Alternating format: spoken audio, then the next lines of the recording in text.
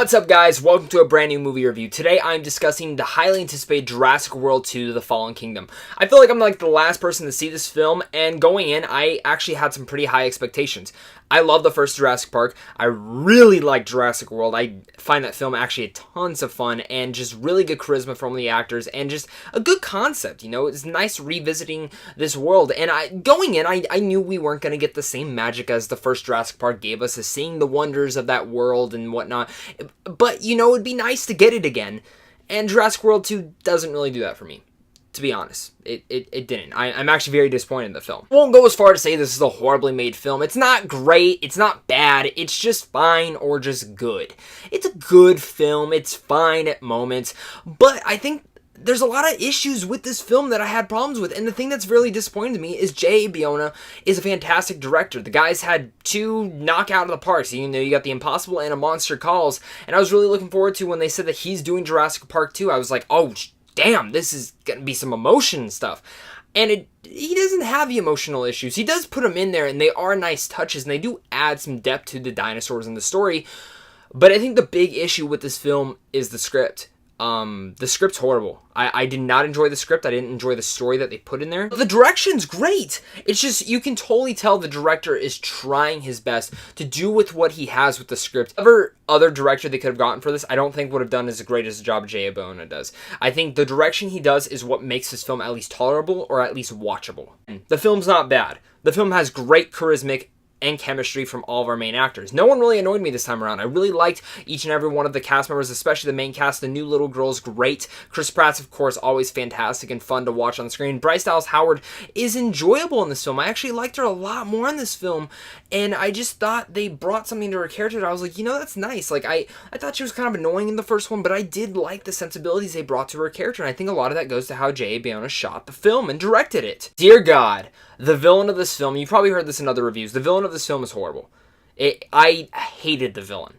It was just so cliche and so predictable and so mustache twirling, obvious, blank, red flashing light in front of you, and it just did not work for me. It was so cliche and just really pulled the story down and pulled the whole film down, in fact. And this all goes towards the script. Nothing against the actor, just how they wrote the damn character just did not work. All these different kind of villains just never worked for me in this film. And the second they started popping on screen, I was like, man, I am not on board with this if this continues. I think that's where it goes for the script. The script is my biggest issue with this film. It disappointed me in lots of facts, and I feel like this film starts off on such a high, tremendous Act 1. Act 1 is brilliant. I loved Act 1.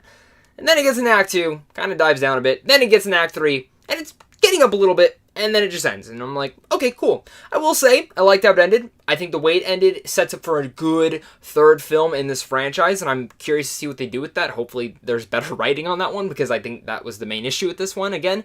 But I'll be their opening day because of what they set up with this film. But I feel like this film would have done so much better if you took and somehow tinkered some story elements in there and moved the third act and moved it all around. So I had the third act, the second act, and then the first act being the climax of the story. I think with them ending up on the island at the end, and that whole island segment you see in the trailers being the third act, would have made for a more ferocious film.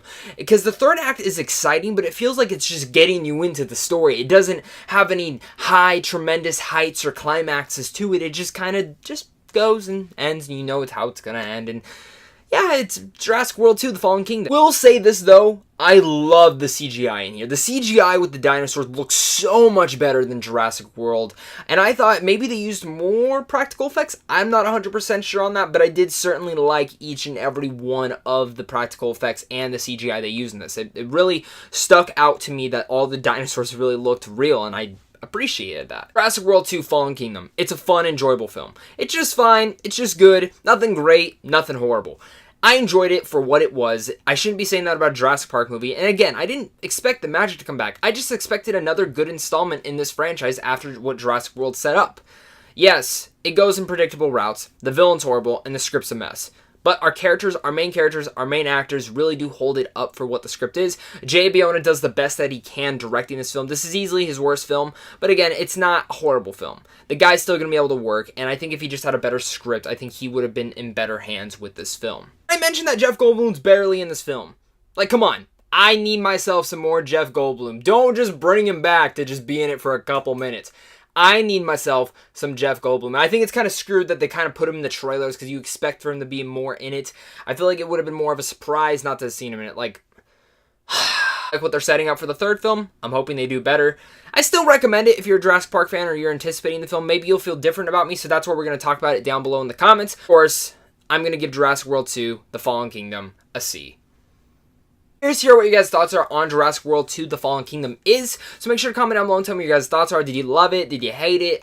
I'm really curious on this. I'm curious if you guys are mixed like me, because I am very mixed on this film. Maybe another rewatch will make me like it more. Maybe it'll make me hate it more. Of course, guys, make sure to hit that like and subscribe button, especially if you're new. I really do appreciate all that. Also, go hit up all my social media links if you guys want to talk more dinosaurs and other things over there. Last but not least, hit up Sandwich on Films down below. That website, you guys can hit up there, get into advanced movie screens, movie news, and movie reviews. Tons of films coming out for the rest of the year. You guys aren't going to want to miss it. So, until next time, stay classy.